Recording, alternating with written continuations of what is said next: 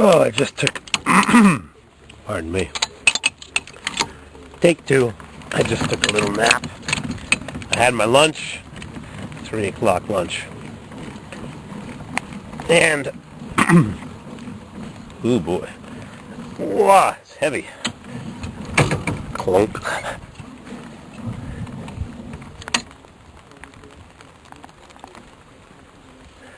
I just drove out here to the yellow house, stopped at the Sawyer to get a couple of logs to use in the kitchen so I can remove my jack posts. So I don't have to worry about locking the trailer here. Nobody's going to steal anything. So, I'm at the yellow house in the Adirondacks, where I live. And the fog is rolling in, and it was foggier here a little while ago, a few minutes ago. When I got here, probably an hour ago or so, 45 minutes ago, ding-a-ling-a-ling. When I got here, it was hardly foggy at all. And I was going to drive, whoop, sorry, at least that works. I was going to drive to the second meadow. This is the first meadow after the house.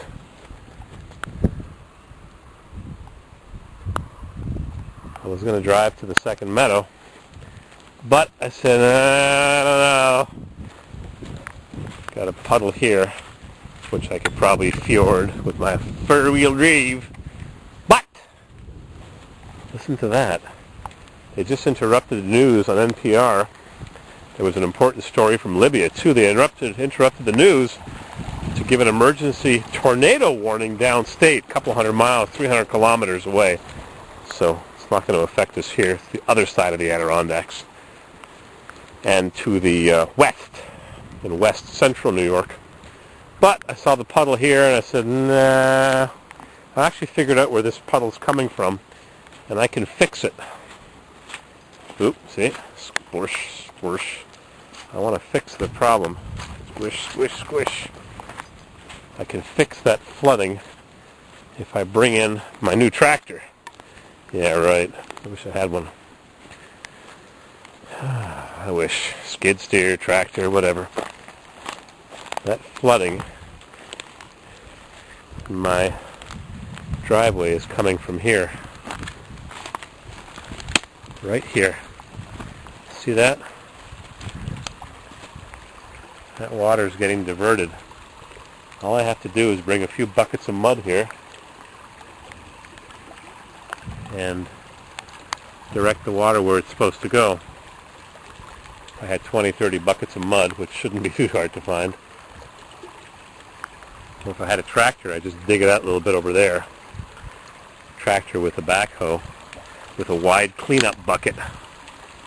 I could redirect the water back into its path, and I wouldn't have this mess right over here. See? Squish, squish, squish.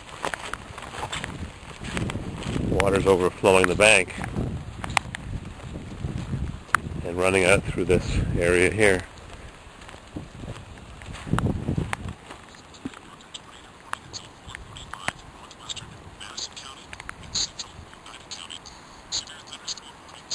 Yep.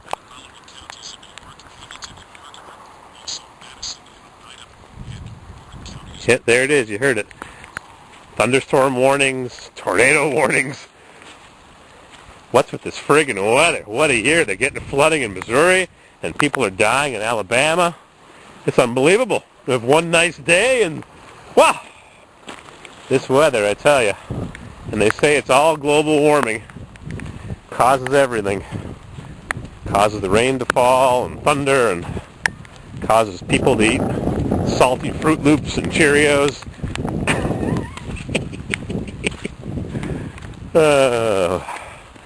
That's a story for another day. Salty Cheerios and cornflakes.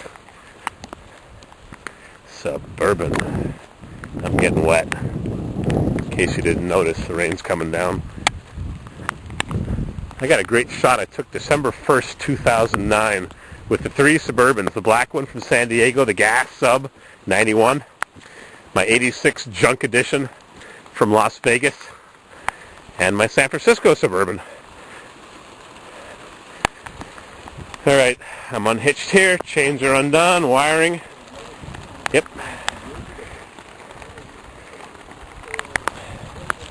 Oh, my logs. Well, I guess they'll get wet and they'll be here when I get back, huh? Because I don't want to get any wetter. I'm getting in my T-Ruck.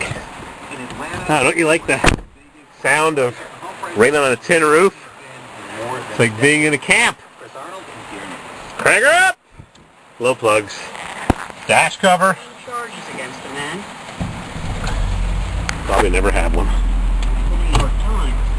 As NPR's Terry Johnson reports, after a long investigation, an attorney for Thomas Tam says he will not be prosecuted for talking about the secret program. Thomas Tam used to be a lawyer at the Justice Department. Investigators started trailing him about 5 years ago over leaks about the Bush administration's wiretapping program to the New York Times. Tam's lawyer says the Obama Justice Department told him they were dropping the long investigation, partly because of concerns about how juries would react to the controversial wiretapping effort. Things fell down here. Moving forward with criminal leak cases against other former federal workers at the State Department and the National Security Agency.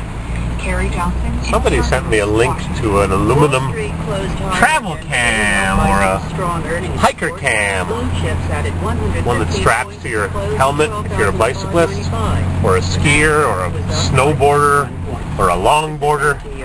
I read the blurb. It's $250 for this fancy camera. I'm not sure if I'm a big fan of getting one because it's a lot of money. But